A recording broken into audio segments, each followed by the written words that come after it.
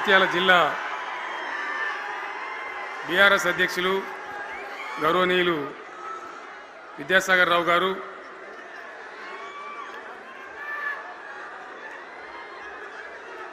గౌరవనీయమైన తెలంగాణ శాసన మండలి ప్రతిపక్ష నాయకులు గౌరవనీయులు సిరికొండ మస్తూనాచారి గారు, శాసన మండలి సభ్యులు ఎల్ రమణ గారు, దేశపతి శ్రీనివాస్ గారు, శాసనసభ్యులు మాజీ మంత్రివర్యులు గంగుల కమలాకర్ గారు, కోరుట్ల ఎమ్మెల్యే డాక్టర్ సంజయ్ గారు, హుజురాబాద్ ఎమ్మెల్యే పాడి కౌశిక్ రెడ్డి గారు, జనగామ ఎమ్మెల్యే గౌరవనీయులు పల్లా రాజేశ్వర రెడ్డి గారు, ఇదే ప్రాంతానికి చెందిన మరో మాజీ మంత్రివర్యులు గౌరవనీయులు కొప్పుల ఈశ్వర్ గారు, పేర్లు చాలా ఉన్నాయి, తెల్లారితో చదవానంటే.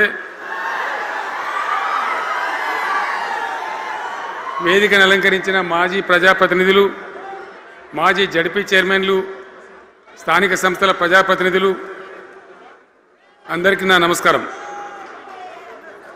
ఇదే జగిత్యాలకు సంబంధించినటువంటి అలిశెట్టి ప్రభాకర్ అని ఒక కవి ఉండేవాడు. ఆయన ఒక మాట చెప్పిండు, చీకట్లో జడుసుకుంటే ఒక చెట్టే నీ చుట్టూరా అరణ్యమై భయపెడుతుంది, గుండె అంటూ కలిగి ఉంటే గుండె ధైర్యం ఉంటే నీ వెంట అదే పెద్ద సైన్యమై నిలుస్తుంది అని చెప్పిండు. ఇలా నా కళ్ళ ముందున్నటువంటి మీరు, మీతో రెండింతలు బయట రోడ్ల మీద ఉన్నటువంటి అశేషమైనటువంటి జీవన్ రెడ్డి గారి అభిమానులు, మీ అందరి ఆశీర్వాదంతో ఈరోజు జీవన్ రెడ్డి గారి చేరిక కరెక్ట్గా ఆయన గుండె ధైర్యం ఉన్నాడు కాబట్టి, ఉన్నట్టు నికాలస్గా మాట్లాడతాడు కాబట్టి ఇలా ఆయన నిర్ణయం తీసుకొని ఇంత పెద్ద సైన్యాన్ని తీసుకొని తెలంగాణ రాష్ట్ర భవిష్యత్ ప్రయోజనాల కోసం ఆయన బీఆర్ఎస్లో చేరిన విషయం మీ అందరికీ తెలుసు. ఆయన వెంట మీరందరూ వచ్చి ఎవరైతే అందరూ ఈరోజు చేరినరో, ఇంకా రాని వాళ్ళు కూడా ఉన్నారో గ్రామాలలో పట్టణంలో, మీ అందరికీ ముఖ్యంగా జీవనన్న గారికి, ఆయన వెంట వచ్చినటువంటి ప్రతి పౌరుడికి, ప్రతి అన్నకు, ప్రతి తమ్ముడికి, ప్రతి చెల్లెకి కూడా పేరు పేరున బీఆర్ఎస్ రాష్ట్ర అధ్యక్షుడిగా నేను హృదయపూర్వకమైన స్వాగతం సుస్వాగతం తెలియజేస్తా ఉన్నాను. జీవన్ రెడ్డి గారి గురించి నేను ఎక్కువ చెప్తే మాది మేమేదో డబ్బా కొట్టుకున్నట్టు అవుతుంది. ఎందుకంటే ఆయన గురించి మీ లోపల తెలియని వాళ్ళు ఎవరు లేరు ఇక్కడ. 40-45 సంవత్సరాల నుంచి మేము స్నేహితులం, చాలా దగ్గర మిత్రులం. వారు చెప్పిన వారి ఉపన్యాసంలో భిన్న రాజకీయ సిద్ధాంతాల వల్ల విడివిడిగా పనిచేసినాం, కానీ మా స్నేహితంలో ఎప్పుడు లోపం లేదు. చాలా చాలా బాధలు, మంచి చెడ్డ సుఖాలన్నీ కలిసి పంచుకునే వాళ్ళం, అభిప్రాయాలు కూడా కలిసి పంచుకునే వాళ్ళం. బాబు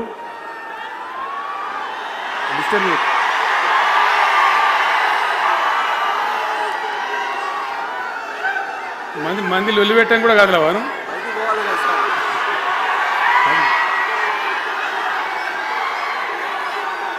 చాలా కలిసి పనిచేసినాం. ఆయనకుండే నిబద్ధత, ధైర్యంగా ప్రజా జీవితంలో పనిచేసిన పద్ధతి ఎంతమందికో చాలామందికి ఆదర్శంగా నిలిచినటువంటి వ్యక్తి. జగిత్యాల్లో ఆయన పుట్టి పెరిగి రాజకీయంగా చాలా పెద్దవాడైనాడు మీ అందరి దీవెనతో. కానీ ఒక జగిత్యాల్లోనే కాదు, ఆయనకు పాత కరీంనగర్ జిల్లా వ్యాప్తంగా అట్టనే పొరుగున ఉన్నటువంటి అనేక జిల్లాలలో చాలామంది జీవన్ రెడ్డి గారి అభిమానులు ఉన్నారు. చాలామంది. మీరు లొల్లి పెట్టకుంది, మీ ఫోటోలే బయటికి పోతున్నాయి. అది లైవ్ టెలికాస్ట్ ఉంది, దానిలో మీ బొమ్మలు టీవీలో కనబడుతున్నాయి మీ ఇంటికాడ. లొల్లి పెట్టకుందిగా సెట్ అయిందా?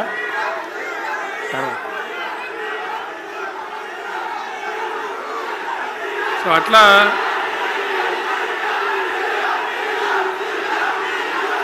ప్లీజ్ ప్లీజ్ ప్లీజ్ చాలా విషయాలలో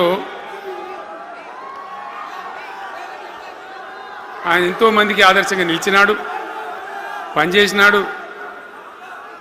ఈ ప్రాంతం గురించి తన ప్రాణం పెట్టి పనిచేసినాడు. ఆయన మంత్రిగా ఉన్నా, ఇంకో హోదాలో ఉన్నా, ఎమ్మెల్యేగా ఉన్నా, ప్రతిపక్షంలో ఉన్నా తన ఏరియా అభివృద్ధిని ఏనాడు కూడా ఆయన విస్మరించలేదు. లేకపోతే అన్ని పర్యాయాలు మీరు ఎందుకు గెలిపించారు, ఎందుకంత గుండెల్లో పెట్టుకున్నారు? నేను ముఖ్యమంత్రి అయినా వారు ప్రజాప్రతినిధిగా కరీంనగర్లో జరిగినటువంటి సభకు వచ్చింది. అందరూ మాట్లాడిన చాలామంది, తను మాట్లాడుతూ ఒకటే మాట కోరిండు, అయ్యాక బోర్నపల్లి అనే కాడ గోదావరి మీద ఒక బ్రిడ్జ్ అవసరం మాకు, అది కంపల్సరీ కావాలి అంటే నేను ఇక ఓదాలు బిదాలని మర్చిపోయి ఏంది జీవన్న మళ్ళీ చెప్పండి అంటే చెప్పిండు ఆయన. వెంటనే అక్కడి నుంచి ఆదేశాలు ఇచ్చి 70-80 కోట్ల రూపాయలు మంజూరు చేసి ఆ బ్రిడ్జి అప్పుడు కట్టించినాం. తన యొక్క నియోజకవర్గం పట్ల, తన ఏరియా పట్ల, తన పరిసర ప్రాంతాల ప్రజల పట్ల ఆయన కనపరిచిన ప్రేమ అదంతా కూడా చాలా అద్భుతం. అందుకే ఆయనకు అంత మంచి పేరు కూడా ఉంది. అది నాకంటే మీకు అందరికి బాగా తెలుసు. ఈ మధ్య వీళ్ళందరూ తయారైంది కదా, ఎవరు అంటే అంటే సర్వేలు చేసి ఇస్తారు. జీవన్ రెడ్డి గారు బీఆర్ఎస్లో చేరితే ఎట్లా ఉంటుంది ఏం కథ అని ఒక 2-3 వచ్చి సర్వేలు చేసింది. మీ నియోజకవర్గం కాదు, మీ నియోజకవర్గంలో ఆడం బాంబే పేలిపోయింది, దానిలో మాటనే లేదు. అసలు జగిత్యాల నియోజకవర్గం గురించి చర్చ లేదు. కానీ వాళ్ళు ఏం చెప్పినా సర్వే వాళ్ళు పక్కనున్న సొప్పదండి కావచ్చు, ధర్మపురి కావచ్చు, మేరిట్ల కొట్టుపల్లి కావచ్చు, ఇంకా చాలా కాన్స్టిట్యున్సీలు కావచ్చు, చాలా ప్రభావం ఉంటుంది జీవన్ రెడ్డి గారిది. ఒక అద్భుతమైనటువంటి దీంతో రాజకీయమైన ఇది వస్తుందని చెప్పి వాళ్ళు సర్వే చేసి చెప్పినారు. అది జీవన్ రెడ్డి గారికి ఉన్నటువంటి విశిష్టత. ఒక నియోజకవర్గానికో 10 మందికో కాకుండా తనకు ఏ హోదా లభించినా, ఏ హోదాలో పనిచేసినా చాలా బ్రహ్మాండంగా ఆయన ఇక్కడ ప్రాంతం కోసం తపన పడ్డాడు. ఒక ఉదాహరణ మీకు కనపడుతుంది. పేరు ప్రతిష్ట లేని వ్యక్తులు గ్రాడ్యుయేట్స్ కాన్స్టిట్యున్సీలో ఎమ్మెల్సీగా నిలబడితే గెలవరు. ఆయన శాసనసభ్యునిగా ఇక్కడ ఓటమి చెందినా ఇమ్మీడియట్గా మళ్ళీ ఎమ్మెల్సీగా పోటీ చేస్తే ఇక్కడ ఉండబడే విజ్ఞులందరూ కూడా బ్రహ్మాండంగా గెలిపించాను. ఎందుకు వాళ్ళు ఎందుకు అంటున్నా? అట్లా కాదు కదా, ఇక్కడ నేను మొత్తుకుంటున్నా, అక్కడ నువ్వు మొత్తుకుంటున్నావు, అర్థమవుతుందా?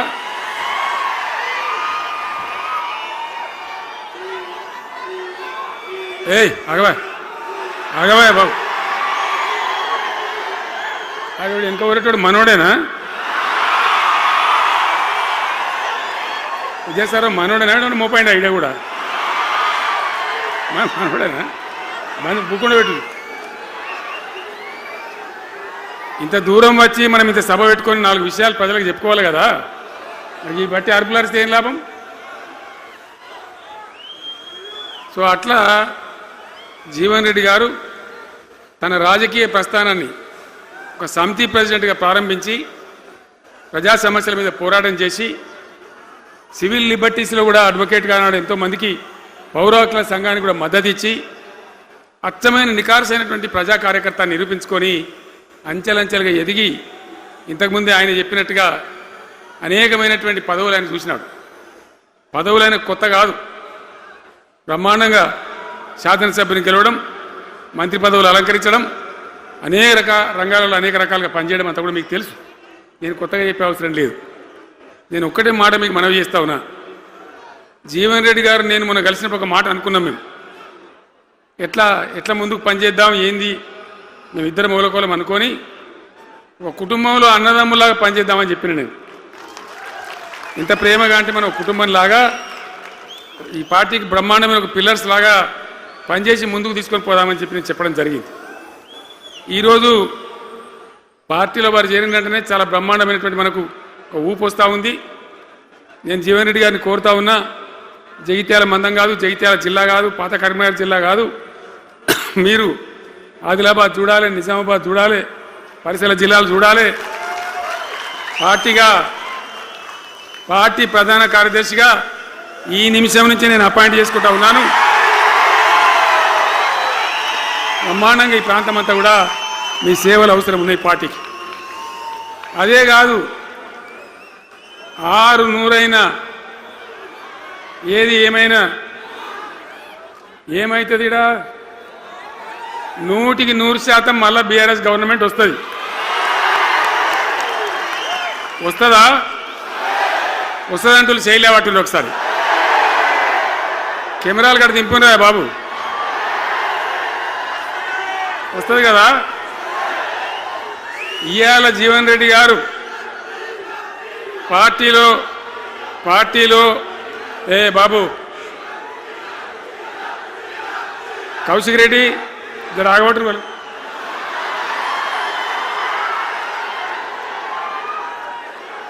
పార్టీలో పనిచేసి పార్టీ కోసం సేవ చేయడమే కాదు, రేపు భవిష్యత్తులో బీఆర్ఎస్ గవర్నమెంట్ ఏర్పడిన తర్వాత కూడా బ్రహ్మాండమైన పదవిలో ఆయన అద్భుతమైన సేవలు మీ జిల్లా మొత్తానికి అందించబోతాడు. తెలంగాణ రాష్ట్రానికే ఆయన సేవలు అందించబోతాడు. ఇది నా మాట, కేసీఆర్ మాట అని నేను జగిత్యాల గడ్డ మీద చెప్తా ఉన్నా. నేను ఎక్కడన్నా మాట ఇచ్చినంటే తప్పలే. కాబట్టి జీవన్ రెడ్డి గారిని మీరు జగిత్యాల మందం మీరు యుద్ధం చేయాలి. యుద్ధం చేసేదానికి ఆయన ముఖాబిలా మనిషే లేడీడా, మీరు సరిపోతారు. ఆయన నాకు అప్పచెప్పాల బయట పనిచేయడానికి. కరెక్టే కదా? అట్లే చేద్దామా? అట్లే ముందుకోదామా? జగిత్యాల యుద్ధం మీ వంతు, తెలంగాణ యుద్ధం మా వంతు. ఓకే కదా?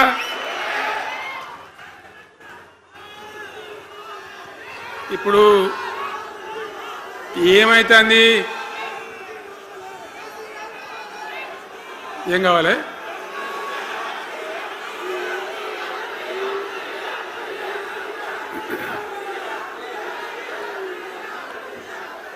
గింతే మనది మనం అనుకొని పోదాము. మరిగా బంద్ చేయండి బాబు. మీరు ముందు మంత్రులకు చెప్పండి వాళ్ళకు. తెలంగాణ చాలా భయంకరమైన పరిస్థితులలో ఉండే, దుఃఖం వచ్చేది, ఏడుపు వచ్చేది. ఎమ్మెల్యేలుగా ఉన్నా ఏం చేయలేని పరిస్థితి. ఆగమాగం అడివేడివి కదా. ఎట్లా ఉండే తెలంగాణ మనం చూడలేదా? తెలంగాణ రాకముందు ఎంత భయంకరమైనటువంటి బాధలుండే, ఎంత కష్టం ఉండే. ఎవడన్నా తెలంగాణని మాట్లాడేవాడు ఉండనా? అసెంబ్లీలో, అక్కడిక్కడ కాదు, అసెంబ్లీలో కూడా ఒక ఆయన పాపం ప్రణయ్ భాస్కర్ అని వరంగల్ ఎమ్మెల్యే ఉండే, ఏదో విషయంలో ఆయన మాట్లాడబోతే, తెలంగాణని మాట్లాడబోతే, తెలంగాణ గిలంగాణ జాంతానే మాట్లాడదా, ఏది అసెంబ్లీలో తెలంగాణ అనద్దు అని నిషేధం. అంత భయంకరమైన వివక్ష, అంత భయంకరమైన దాడి. మన భాష మీద దాడి, మన బతుకు మీద దాడి, మన నీళ్ళ మీద దాడి, మన ఉద్యోగాల మీద, మన వనరుల మీద, మన ఆస్తుల మీద మొత్తం దోపిడీ చేయడం తప్ప ఇక్కడి ప్రజలను బికారీలాగా వదిలిపెట్టినారు. రైతాంగం ఆగమాగం అయిపోయి చెట్టుకోలు గుట్టకోలు అయిపోయి, ఇంత ఎస్ఆర్ఎస్పి కాలువ ఉన్నటువంటి మెట్టిపల్లి, జగిత్యాల, సొప్పదండి ఇట్లాంటి ప్రాంతాల నుంచి కూడా దుబాయ్కి, బొంబాయికి వలసలు. పాలమూరు జిల్లా అయితే భయంకరమైన వలసలు. ఎంతకు పోయింది తెలంగాణ అంటే, కొన్ని పార్టీలు సరే వాళ్ళు చేసింది మంచిదా చెడ్డదా పక్కకు పెడితే దుఃఖం వచ్చేది, బాధ కలిగేది, ఆవేశం రగిలేది. మహబూబ్నగర్ జిల్లాలో 190 మంది యువకులు వలస. బతకానంటే బతకపోవాలి, ఆడ బతుకు లేదు. ఉన్న ముసలోళ్ళకు, ముడిగోళ్ళకి ఇంత డబ్బులు వాళ్ళు పంపిస్తే కంట్రోల్ బియ్యం కొనుక్కొని తిని బతకాలి. అందులో కొంతమందికి అందకపోతే కొన్ని పార్టీల వాళ్ళు మేమేదో గొప్పతనం చేసామన్నట్టు గంజి కేంద్రాలు పెట్టేది. గంజి కేంద్రాలు గుండెలు రగిలి, నా తెలంగాణ గంజి కేంద్రాలు అంటే ఎవడో గంజి పోతే బతకాలన్నట్టు అంత అధ్వాన స్థితికి తెలంగాణ దిగజార్చిండ్రు. అది కాంగ్రెస్ ప్రభుత్వం కావచ్చు, టీడీపీ ప్రభుత్వం కావచ్చు. తీయటి పుల్లటి మాటలు చెప్పుడు తప్ప కసికేటి నీళ్ళు తెచ్చియలే, మంచినీళ్ళు ఇయ్యలే, కడుపు నిండా కరెంట్ ఇయ్యలే, ఏది లేదు. అంత పట్టిదే గ్యాస్. మాట్లాడు, చెప్పుడు, మోసం చేసి పోవుడు. మనం గొర్రెల్లాగా మన దగ్గర అడిగే నాయకులు లేడు. నిలదీసేవాళ్ళు లేడు, అందరు కట్టుబానిసలు అయిపోయారు. ఆ పరిస్థితులలో మూనిగే నక్క మీద తాటికాయ పడ్డట్టు ఆనాడున్న ముఖ్యమంత్రి చంద్రబాబు నాయుడు కరెంటు ఛార్జీలు పెంచాడు, భయంకరంగా పెంచాడు. తెల్లారి నేను ఒక ఉత్తరం రాసిన, నీ కరెంటు ఛార్జీల పెంపుదల వాపసు తీసుకో, లేకపోతే ఈ సమైక్య రాష్ట్రంలో మాకు న్యాయం జరగదని నేను ఉద్యమానికి పోవాల్సి వస్తుంది, తెలంగాణ కోసం కొట్లాడాల్సి వస్తుందని చెప్పి రాష్ట్రం ఆయన తీసుకోలే. కొంతమంది రైతులు పాపం పోరాటానికి వచ్చింది. మీరు కొత్త వాళ్ళు చూడకపోవచ్చు కానీ చాలా పాత వాళ్ళకి తెలుసు. పోరాటానికి హైదరాబాద్కి వస్తే నిరసన తెలపడానికి పట్టబగలు 11:30 గంటలకు బషీర్ బాగులో ఇష్టమున్నట్టు విచ్చలవిడి కాల్పులు జరిపి చంపేస్తే 3 రైతులు అక్కడికక్కడనే ప్రాణాలకి చచ్చిపోయారు. ఆ తర్వాత నిర్ణయం తీసుకున్నవిగా ఇక లాభం లేదు, ఎదురు తిరిగితే కూడా వీళ్ళు కాల్చి చంపుతున్నారు, జెండా ఎత్తడం ఒకటే తప్ప మార్గం లేదని చెప్పి ఆనాడు నేను తెలంగాణ ఉద్యమానికి శ్రీకారం చుట్టాను. ఎంబడ ఎవడు వచ్చినా సరే రాకున్నా సరే ప్రజలున్నారు, యువకులున్నారు, చూసుకుందాం దేకలేం అని చెప్పి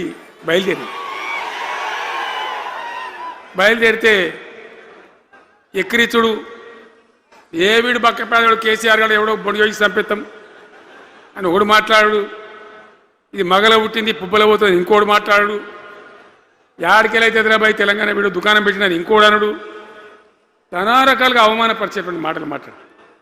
కానీ మొక్కవం ధైర్యంతో చిత్తశుద్ధితో బయలుదేరి పోరాటం చేస్తాం. ప్రజలు జమైతా పోయిను. మీ అందరికి తెలుసు, ఇదే జగిత్యాలకు నేను ఎన్నోసార్లు వచ్చిన, కోరుట్లకు ఎన్నోసార్లు వచ్చిన, చొప్పదండికి ఎన్నోసార్లు వచ్చినా తిరగని ఊరే లేదు, తిరగని మండలాలు లేవు. అట్లా పక్షిలాగా మొత్తం తెలంగాణ తిరిగి విశ్వ ప్రయత్నం చేస్తే ఒక పెద్ద ఉద్యమ కెరటం తయారైన తర్వాత మేము కూడా తయారుపై మేము ఇస్తాం తెలంగాణ అని కాంగ్రెస్ పార్టీ మొదలుపెడితే సరే మంచి మాటగా ఎవడైతే ఇస్తే ఇచ్చినా ఎవడైతే కావాలి తెలంగాణ ఎవరితేంది అనే పద్ధతితో కాంగ్రెస్తో జట్టు కట్టినాం, గెలిచినాం. అమాంతంగా నేను తెలంగాణ లేవట్టుకపోయి ఢిల్లీలో పెట్టాం. రాష్ట్రపతి ప్రసంగంలో వచ్చింది, కామన్ మినిమం ప్రోగ్రాంలో వచ్చింది, ఒక దశకు వచ్చింది. కానీ తర్వాత కాంగ్రెస్ పార్టీ కూడా వెనుకకు పోయి ఎగబెట్టే ప్రయత్నం చేసింది. అప్పుడు రోషియా అని ఒక ఆయన ముఖ్యమంత్రి ఉండే, ఆ రోషియా 14F అని ఒకటి తీసుకొని వచ్చాడు. హైదరాబాద్ సిటీలో మనోళ్ళకి ఇక పోలీసు ఉద్యోగం చెప్రాసి ఉద్యోగం కూడా దొరకదు. అప్పుడు నాకు తిక్కరేగింది. ఇక నేను బతికుండగానే ఉద్యమం నాటిపోయిన నాయకుని నేను బతికుండగానే ఇక వీళ్ళు ఇట్లా F-15 E-15 R-15 తెస్తే ఇంకేం మిగులుతుంది, సావోరేవో తేల్చుకోవాలని చెప్పి ఆ రోజు నేను శపథం కట్టిన. ఉద్యోగ గర్జన చేసి సిద్దిపేటలో కేసీఆర్ సచ్చుడో తెలంగాణ వచ్చుడో, ఈ తల్లి ఆందకనే మంచిగా దేకలేంగని చెప్పి ఆ శపథం చేసి ఆనాడు ఆమరణ నిరాహార దీక్షకు బయలుదేరితే మొత్తం తెలంగాణ అల్లకల్లోలమైంది. మీరు కూడా ఎక్కడో అక్కడ వందల వేల గ్రామాలలో టెంట్లు, లులులు, పార్లమెంట్లో అల్లకల్లోలం, ప్రజలంతా గందరగోళం చేస్తే అప్పుడు ఒక ప్రకటన ఇచ్చింది. చిదంబరం అంటే ఆయన వచ్చి హోంమంత్రి, తెలంగాణ ఏర్పాటు చేస్తామని నువ్వు దీక్ష బంద్ చేయి. నమ్ముతాం కదా, కేంద్ర హోంమంత్రి చెప్పినాక మరి నమ్మాలి కదా. దీక్ష బంద్ చేసినాం. తెల్లారి ఆంధ్రోలు మొత్తం రాజీనామాలు డ్రామా. 3వ రోజుకి మళ్ళీ వెనక్కి వెళ్ళిపోయింది. మళ్ళీ అప్పుడు జేఏసీ తయారు చేసి అన్ని పార్టీలను పెట్టి నానా తంటాలు పడి మళ్ళీ ఒక 3.5 ఏళ్ళు భయంకరంగా కొట్లాడితే మీరందరూ ఎక్కడి వాళ్ళు అక్కడ ఆశీర్వచనం ఇస్తే మీ ప్రేరణతోని మీ స్ఫూర్తితోని చివరికి తెలంగాణ రాష్ట్రం వచ్చింది కదా. వచ్చిన తర్వాత మీరేం చేసినారు, దీని మంచో చెడనో చూసే బాధ్యత నీకే అని చెప్పి నాకు అప్పచెప్పి పని మొదలు పెట్టాలి. ఎట్లా కొత్త కుండలో ఈగ వచ్చినట్టు దీని ఆర్థికం తెలియదు, కథ తెలియదు, చాలా చాలా కష్టమైనటువంటి క్లిష్టమైన పరిస్థితి, అంత అలకటి పని కాదు. ఏం చేయాలా, ఎక్కడికక్కడ పెద్ద భయంకరమైనటువంటి బాధ, చాలా ఇబ్బంది. ఇదే జిల్లాల చాటిపల్లి ఉంటుంది, చొప్పదండి మండలంలో జిఆర్ రెడ్డి గారు అని చెప్పి పెద్ద ఆర్థిక శాస్త్రవేత్త, ఆయన బీహార్లో పనిచేస్తూ ఉండే. నేనే స్వయంగా జిఆర్ రెడ్డి గారికి ఫోన్ చేసి, అన్న మన సొంత రాష్ట్రం వచ్చింది, మనం బాగు చేసుకోవాలి, మీరు రావాలి అని పిలిపించుకొని అట్లాంటి వాళ్ళందరినీ సమూహపరచుకొని ఒక ఎజెండా వేసుకొని బయలుదేరి. అంతకుముందు సమైక్య రాష్ట్రంలో మొత్తం తెలంగాణ చెరువులు నాశనం చేసింది. కాకతీయ రాజులు తవ్వించిన చెరువులు ఉండే మనకు బ్రహ్మాండంగా ఒక 75-80 వేల చెరువులు ఉండే. ఆంధ్ర పాలకుల సమైక్య పాలనలో మొత్తం నాశనం పట్టేసిండ్రు, కబ్జాలు పెట్టిండ్రు, నాశనం పట్టిండ్రు. చివరికి 40-44 వేల చెరువులు ఉండే. ఎక్కడ మొదలు పెట్టాలి, ఎవరి పేరు పెడితే బరకత్ అవుతుంది అని ఆలోచించి ఏ కాకతీయ రాజులైతే మనకు అన్నం పెట్టినరో వాళ్ళ పేరుతో ఇది బాగా చేయాలని చెప్పి మన మొట్టమొదటి కార్యక్రమం మిషన్ కాకతీయ. ఎందుకు మిషన్ కాకతీయ? ఆ చెరువుల దరిద్రం వదిలిస్తే, వాటిని బందోబస్తు చేస్తే, వాటిలో నీటి నిల్వ సామర్థ్యం పెరిగితే గ్రౌండ్ వాటర్ పెరుగుతుంది, బోర్లు బాగా నీళ్ళు వస్తాయి. కాబట్టి అక్కడి నుంచి ప్రారంభించి చేసినాం. అది కూడా తెలంగాణ ప్రజలు, రైతులు ఒక ఉద్యమంలాగానే చేశారు. మట్టి తీసుకొని పోండి, సారవంతంగా ఉంటుంది, మీ పొలాలలో పోసుకోమంటే లక్షల ట్రాక్టర్ల మట్టి తీసుకొని పోయింది తెలంగాణ రైతాంగం. అన్ని గ్రామాలలో ఒక విప్లవం లాగా ఆ మట్టి తీసుకొని పోయి వాళ్ళ భూములలో పోసుకొని కూడా బ్రహ్మాండంగా చేశారు. అక్కడి నుంచి మొదలుపెట్టినటువంటి ప్రస్థానం 10 ఏళ్లలో ఎన్ని చేసినామో మీరు చూసారు. బట్టి మాటలు మాట్లాడు, గప్కాలు కొట్టుడు కాకుండా నేను ఒక్కటే మాట మిమ్మల్ని అడుగుతున్నా, మీరందరూ కూడా చూసారు. శాసనసభలో నిలబడి ఈ రాష్ట్ర చరిత్రలో ఎవడన్నా ఒక ముఖ్యమంత్రి ఈ 5 ఏళ్లలో మిషన్ భగీరథ కంప్లీట్ చేసి ప్రతి ఇంటికి నల్లా పెట్టి మంచినీళ్ళు ఇవ్వకపోతే మల్ల తేపకు నేను నిలవడం, ఓట్లు అడగం అని చెప్పిన ముఖ్యమంత్రి ఎవరన్నా చూసినామా? నేను చెప్పిన మాట అసెంబ్లీలో నిలబడి చెప్పి ఆ 5 ఏళ్లలో మిషన్ భగీరథ నీళ్లు తెచ్చి 100% కులం మతం సంబంధం లేకుండా తండాలు మారుమూల పల్లెలకు కూడా ప్రతి గ్రామానికి ట్యాప్ పెట్టి, ప్రతి ఇంట్లో ట్యాప్ పెట్టి మంచి స్వచ్ఛమైనటువంటి నీళ్ళు తెచ్చిచ్చింది. 5 ఏళ్ళు నడిచింది, నడవలే? మిషన్ భగీరథ నీళ్ళు పుష్కలంగా రాలే? ఏమన్నా రాలేదా?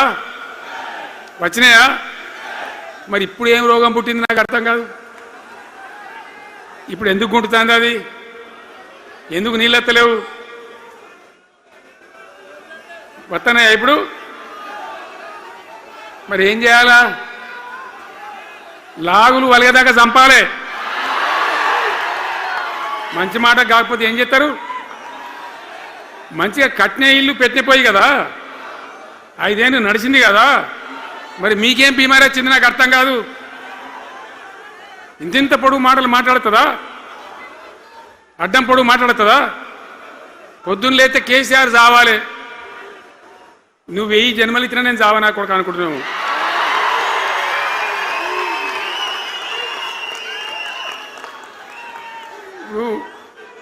ఉట్టి మీద దాచిపెట్టింది. మన ఇళ్ళలో దాతారు కదా, ఏది ఉట్టి ఉట్టి అని ఉంటుంది. ఇప్పుడు మీకు తెలుసో లేదో కానీ ఇప్పుడు ఈ మధ్యలో ఫ్రిడ్జ్లు మోపోయిన మునుపు ఉట్టి అనేది ఉంటుండే. ఎండిపోయిన చేపలోకి నీ రొయ్యలో అవి ఉంటుంది, మరుగులు ఉంటే దాంట్లో పెడుదురు. పిల్లికి అందదా ఉట్టి, కింద కూసుకొని శాపం పెడతా ఉంటుంది, తెగాలే పడాలి, తెగాలే పడాలి. పిల్లి శాపానికి ఉట్టి తెగుతుందా? మరి విధవారు కేసీఆర్ చావాలంటే కేసీఆర్ చస్తాడా? మీ దీవెన, మీ ఆశీర్వచనం ఉంటే జీవన్ రెడ్డి గారు అన్నాడు, నాకు 75-76 ఏళ్ళు వచ్చినాయి. జీవన నేను చెప్తున్నా, నాకు కూడా 72 వచ్చినాయి. నీ వెనకనే నేను కూడా లైన్లోనే ఉన్నా. నేను ఒక్కటే మాట చెప్తున్నా, ఈ మా దేశభక్తి శ్రీనివాసేమో నాకు ఇంత పెద్ద కట్ట రాసి ఇచ్చాడు, నువ్వు మాట్లాడాలి ఇవన్నీ అని. అవన్నీ కాదు, ఇక్కడ దరిద్రం పోయేదాకా, ఇక్కడ టాప్ టు బాటం అన్ని వర్గాల ప్రజలు ఇది మా తెలంగాణ, మేము గర్వంగా బతుకుతాం, సంతోషంగా బతుకుతాం, అన్ని వర్గాల ప్రజలు తలెత్తుకొని వచ్చేదాకా మనం సేవ చేయాల్సిందే, చివరి శ్వాస దాకా కూడా చేయాల్సిందే, తప్పనే తప్పదు. బ్రహ్మాండంగా ముందుకు తీసుకొని పోవాలి. మీరు కూడా నాకు 75-76 వచ్చిందే కాదు, ఇవాళ మీరు 50-25 ఏళ్ళు తగ్గిపోయింది మీ వయసు. అంత యువకునిలాగా అంత ఉత్సాహంగా ముందుకు దూసుకొని పోదాం. తెలంగాణ ఎట్లా మంచి దాని సంగతి చూద్దాం. ఇప్పుడు అన్నీ ఒక పొదరిల్లాగా చేసినాం. కరెంటు చక్కగా ఉండేనా కేసీఆర్ రాకముందు? కరెంటు ఉండేనా? కేసీఆర్ ఉన్న రోజులు మంచిగా ఉండేనా? మరి మళ్ళీ ఇప్పుడు ఏం రోగం వచ్చే, ఏం బీమారు వచ్చే? కరెంటు కాకెత్తుకొని పోయిందా? ఆనాడు 7,000 మెగావాట్లుంటే ఒక ఏడాది లోపల మంచిగా చేసి 24 గంటల కరెంట్ ఇచ్చినాం, ఒక క్షణం కూడా పోకుండా. ఎప్పుడైనా రిపేర్ అవుతుంది తప్ప, టెక్నికల్ ప్రాబ్లం అవుతుంది తప్ప పోకపోతుండే. అంత మంచి పవర్ సప్లై చేసినాం. దాని తర్వాత యాదాద్రి, భద్రాద్రి ఇంకా చాలా కొత్త సబ్స్టేషన్లు నిర్మాణం చేసినాం. జనరేటింగ్ స్టేషన్లు పెట్టినాం. 20,000 మెగావాట్లు తీసుకొని పోయినాం. ఏది దరిద్రులకు రాజ్యం అప్పయ్యే ముందు 20,000 మెగావాట్లు తీసుకొని పోయినాం. మరి ఏం రోగం వచ్చింది? ఏం బీమారి వచ్చింది? ఎందుకు ఇబ్బంది పెడుతున్నారు? అనేక చోట్ల రైతుల పొలాలు ఎండుతున్నాయి, పేపర్లలో ఫోటోలు వస్తున్నాయి, టీవీలలో వస్తున్నాయి, జనం ఏడుస్తున్నారు. ఎందుకు ఈ బాధ కలుగుతూ ఉంది? ఇది ఆషామాషి వ్యవహారం కాదు. ఇది జీవనమరణ సమస్య, మన బతుకు తెరుగు సమస్య. ఓట్లు వేసేటప్పుడు నేను సిల్కలకు చెప్పినట్టు చెప్పిన, ఉల్టా పల్టా ఎటు పడితే అటు వేయకుండా దెబ్బతింటారని చెప్పిన. నా మాట ఇన్నోడు ఇనలే. ఇప్పుడు ఏమైంది? ఏం జరుగుతుంది?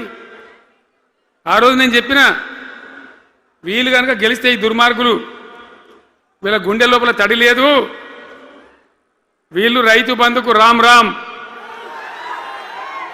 దళిత బంధుకు జై భీమ్. అయిందా? అట్లే పక్క ముచ్చట నేను ఇది.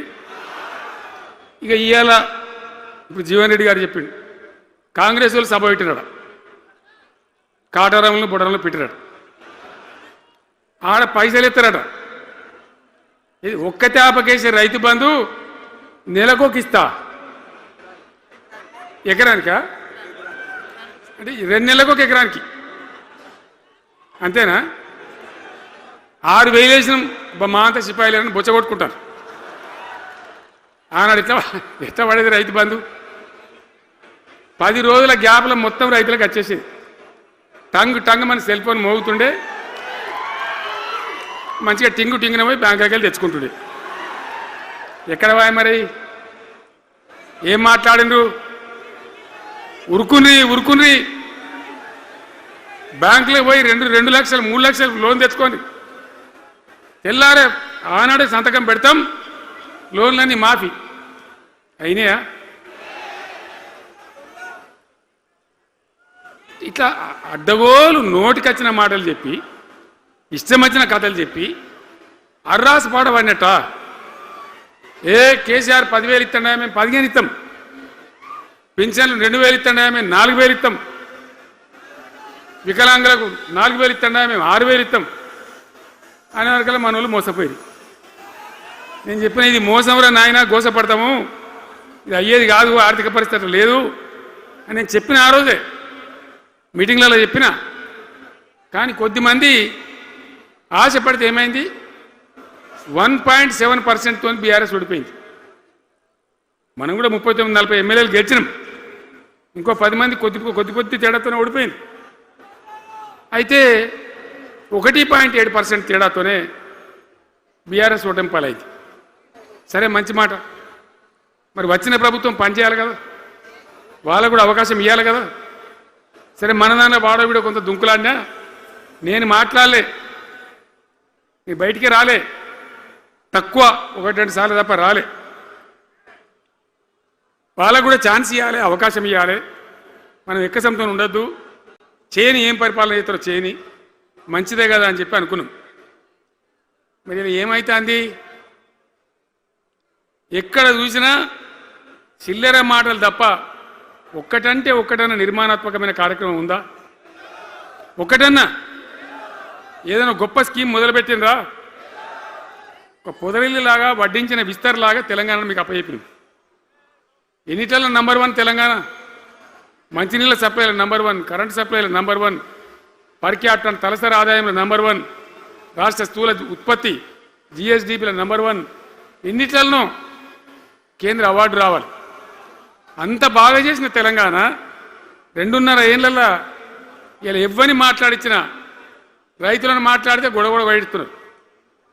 నాశనం అయిపోయిందన్న చెడగొట్టుకున్నాం, మా చెప్పుతున్నాం మేమే కొట్టుకుంటాం ఉంటున్నారు వాళ్ళు. కొంతమంది బాధపడి ఎందుకు ఎంత మంచిగా కడుపులో చల్లగదలు కూడా రైతులకు ఎట్లుండే, ఎంత బాగుండే, కరెంటుకు బాధ ఉండేనా, నీళ్ళకు బాధ ఉండేనా? యూరియా బస్తాలు ఇయ్యే శాతం అయితే లేదా ఈ ప్రభుత్వానికి? యూరియా బస్తాలు కావాలి రాబోయంటే యాప్ పెట్టినా ఉంటాడు. దుకాణంలో లేకపోతే యాప్లోకి వెళ్తాయా? ఈ దమ్ముంటే తెచ్చి దుకాణంలో పెట్టాలి, కానీ ఆ యాప్లు పట్టుకొని తిరిగితే కాళ్ళకు వాపులు వస్తాయి. బస్తాలు మాత్రం దొరుకుతలేవు. నిజమేనా నేను చెప్పేది? యాడ చూసిన ఎరువు బస్తాలు కూడా శాతం కాదు ఆఖరికి.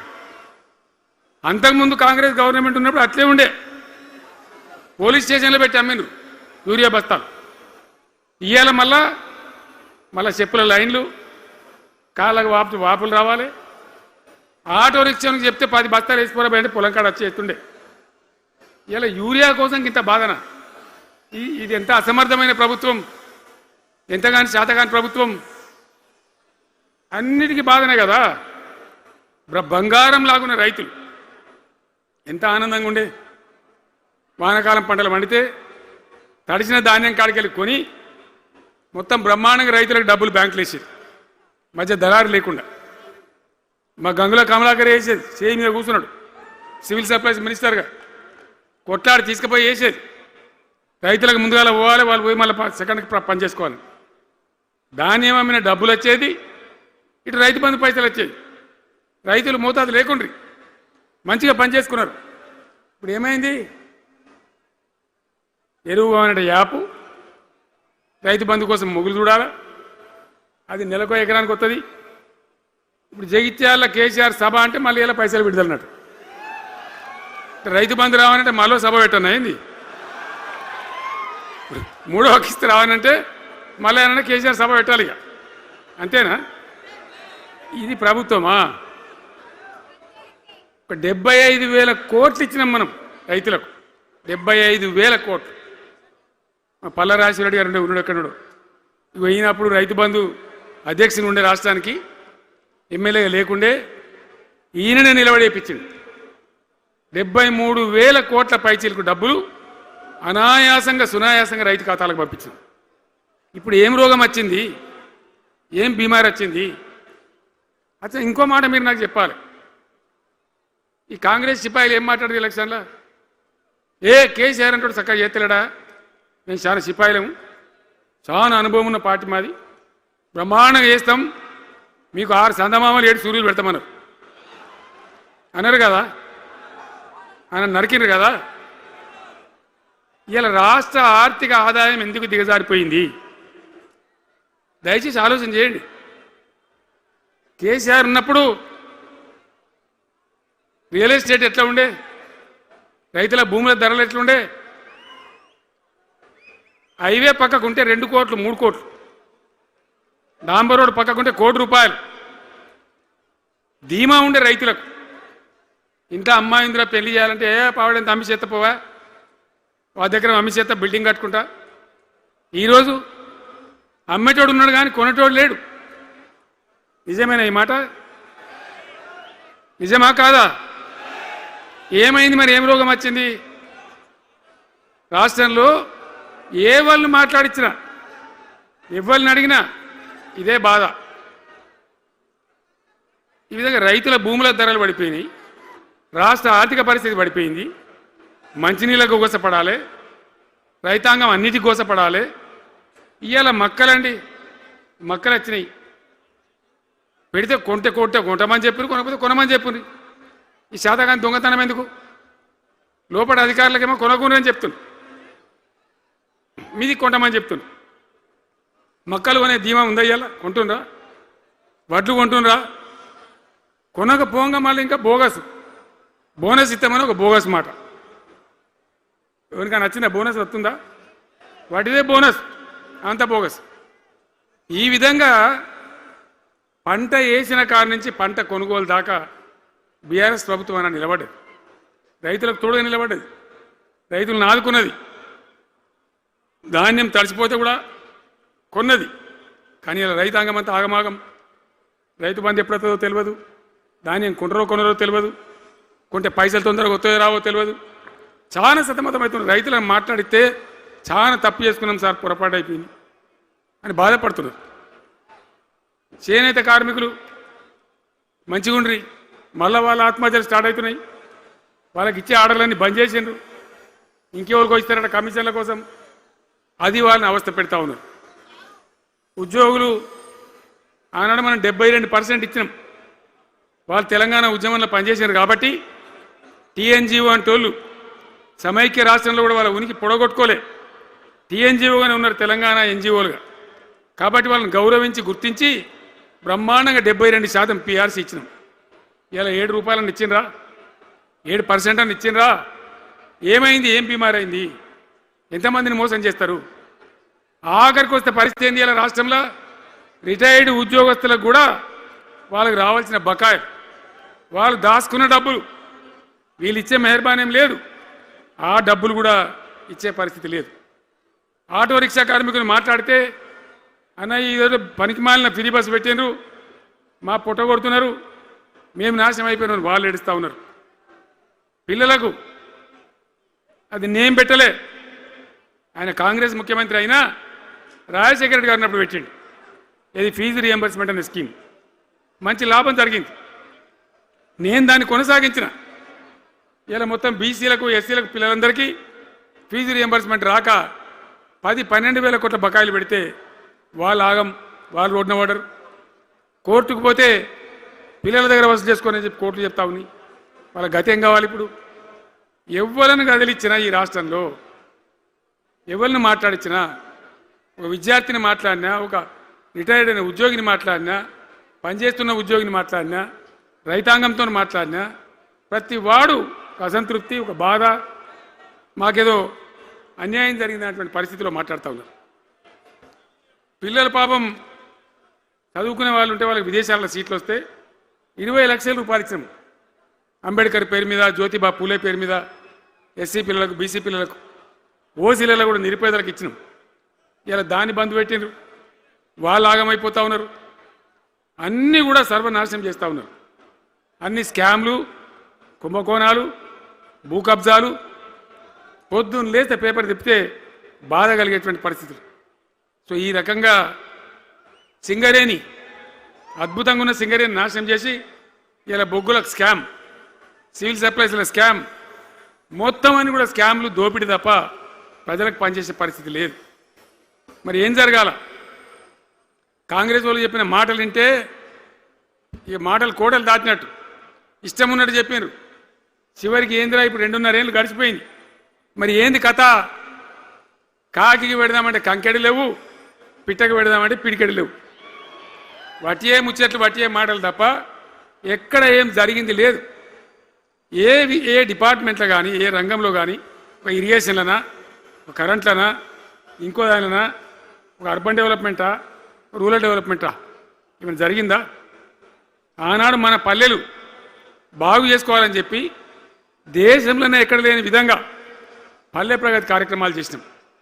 ప్రతి ఊరికి అన్నేళ్ళ తెలుగుదేశం కాంగ్రెస్ గవర్నమెంట్లు ఉంటే చచ్చిపోతే ఏడగాలేసుకోవడం జాగా కూడా చూపించలే. ప్రతి గ్రామానికి ఆనాడు మనం వైకుంఠ ధామాలు కట్టినాం. ప్రతి గ్రామంలో క్రీడా ప్రాంగణాలు కట్టినాం. ప్రతి గ్రామంలో నర్సరీలు పెట్టినాం. ప్రతి గ్రామంలో పల్లె ప్రకృతి వనాలు పెట్టినాం. ప్రతి గ్రామ పంచాయతీకి ట్రాక్టర్ ఇప్పించినాం. ఆనాడు చెత్త తీసేది, ఇలా పనిచేస్తున్నాయి ట్రాక్టర్లు. ఊళ్ళలో ట్రాక్టర్లు పనిచేస్తున్నాయి అన్న, మూలకు పడ్డాయి, డీజిల్ పోసే దిక్కులేదు. ఏం చేయాలి? పల్లె ప్రకృతి వనం పెడితే దాన్ని నీళ్ళు పోసే దిక్కులేదు. ఏం రోగం వచ్చింది? ఏం బాధ?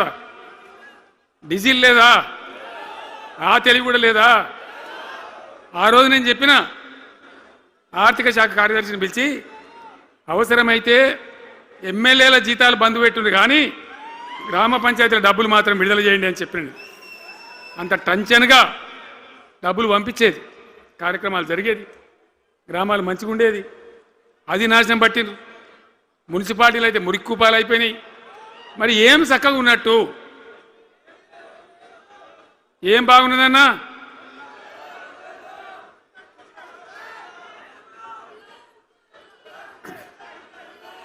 అందుకే జీవన్ రెడ్డి గారు లాంటి సీనియర్ నాయకుడు అనుభవం ఉన్న వ్యక్తి నోటికెళ్ళి ఏం మాట వచ్చింది? కాంగ్రెస్ పోవాలి, బీఆర్ఎస్ రావాలి. ఎందుకు వస్తుంది ఆ మాట? వటిగానే వస్తుందా? బాధ్యత లేకుండా వస్తుందా? ఏది చూసినా కూడా చక్కదనం లేకపోతే, పొద్దున్న లేతే దోపిడి తప్ప ఇంకోటి లేకపోతే ఎందుకు ఈ పరిస్థితి వస్తుంది? రాష్ట్ర ఆర్థిక పరిస్థితి నాశనం, ఉద్యోగస్తులు ఆగం, రిటైర్డ్ ఉద్యోగస్తులు ఆగం, విద్యార్థుల జీవితాలు ఆగం, ఆటో కార్మికుల జీవితాలు ఆగం. ఎవడు చక్కగా ఉన్నాడు? సంతృప్తి ఎవరున్నారు? ఏం జరుగుతూ ఉంది? ఇది ఈ రాష్ట్రంలో ఉన్న పరిస్థితి. ఇక నేను చెప్పానంటే తెల్లారిదాకా చెప్పచ్చు. నేను ఒకటే మీద మనవి చేస్తూ ఉన్నా, ఖచ్చితంగా మళ్ళీ ఎట్టి పరిస్థితులలో ఎవరు ఏమన్నా సరే ఖచ్చితంగా రావాలి. ఇంకా ఈ అందానికి ఒకటి బోడముండ హైడ్రాని తెచ్చిపెట్టింది. దానికి ఆ హైడ్రాకు ఆ పిసిసి ప్రెసిడెంట్ అని ఉంటాడు ఆయన, కాంగ్రెస్ కమిటీ అధ్యక్షుడు, ఆయన నిజామాబాద్లో పోయి చెప్తుండు, హైదరాబాద్లో హైడ్రా, నిజామాబాద్ కూడా తెత్తాం బిడ్డ, నిజామాబాద్లో నిడ్రా, రేపు జగిత్యాలలో కూడా జిడ్రా అంటాడు. ఇక అది ఏం కావాలి? మొత్తం పేదల కొంపలన్నీ కూల్చుడేనా? కేసీఆర్ రాజ్యానికి వచ్చినప్పుడు 3.5 లక్షల మందికి పేదలు ఎక్కడ ఉన్నారో అక్కడనే పట్టాలు ఇచ్చినాం.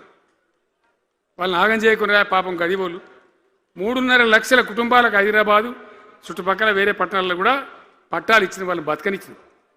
ఇలా ఏం కూలగొట్టుడు? అది పుస్తకాలు కూడా తీసుకుని పోరాలు చదువుకునేటి అంతే గిరితమా? నేను ఒక్కటే మాట మనవి చేస్తా ఉన్నా, గ్యారంటీగా బీఆర్ఎస్ గవర్నమెంట్ వచ్చేది ఖాయం. మొట్టమొదటి రోజులనే ఈ ఐటాంటోని ఎత్తి అవతల వరేస్తామని చెప్పి నేను మనవి చేస్తా ఉన్నా. తీసేయన్నా దాన్ని, ఐటాన్ తీసేయనన్నా, పక్క మాటనా? మళ్ళా మొదలు పెట్టిరా ఇక జరాగు 5 నిమిషాలు అయితే అయిపోతుంది. హైడ్రాని పీకేసి మొదటి సంతకంతోనే తీసి చెరువులో వాడేస్తాం దాన్ని. ఇప్పుడు మనం చేయలేం. 46,000 చెరువులు మంచిగా చేసినాం. ఏమన్నా గుడిసె కూడా కూలగొట్టినామా? ఇల్లు కూలగొట్టినామా? ఇదేమి ఇచ్చేంతరం నాకు అర్థం కాదు. మూసి అని దాని ఎంబడి వాడారు, దానికి ఆడ గరీబులు ఉంటారు పాపం.